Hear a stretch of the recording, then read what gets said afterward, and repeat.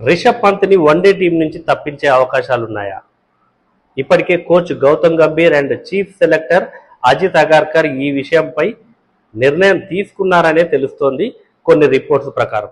So రీసెంట్గా రిషబ్ పంత్ అయితే ఏమాత్రం ఫామ్లో లేడు.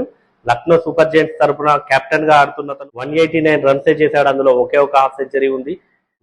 యావరేజ్ కూడా 27 ఏమో ఉంది. సో కాబట్టి మరి అతని పర్ఫార్మెన్స్ పై అయితే సెలెక్టర్లు కానివ్వండి, కోచ్ కానివ్వండి అంత ఇంప్రెసివ్గా లేడు.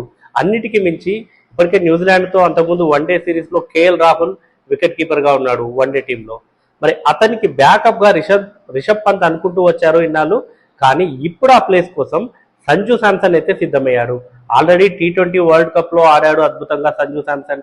T20 టీంలో రెగ్యులర్గా కనిపిస్తూ ఉన్నాడు. మరి అతన్ని వన్డే టీంలో కూడా కేఎల్ రాహుల్కి బ్యాకప్గా తీసుకొచ్చే అవకాశాలు ఉన్నాయి. ఇది చాలదన్నట్టు ధ్రువ్ జురేల్ కూడా రేసులోకి వచ్చినట్టయితే తెలుస్తోంది. ధ్రువ్ జురేల్ మనం చూస్తున్నాం రాజస్థాన్ రాయల్స్ తరఫున. అతను కూడా అద్భుతంగా ఆడుతున్నాడు. నెంబర్ 3లో బ్యాటింగ్ చేస్తున్నాడు. సో తన బ్యాటింగ్ కూడా చాలా చాలా ఇంప్రూవ్ అయింది. కాబట్టి మరి సెలెక్టర్లు అయితే అతని మీద కూడా దృష్టి పెట్టారు. ఏదేమైనప్పటికీ ఇక రిషబ్ పంత్ కేవలం టెస్టులకే పరిమితం కాబోతున్నాడు. మరి రిషబ్ పంత్ మళ్ళీ బౌన్స్ బ్యాక్ అవుతాడా? ODI అండ్ T20 ఫార్మాట్లోకి అడుగుపెట్టే ఛాన్స్ ఉందా? మీరేమంటారో కామెంట్ చేయండి.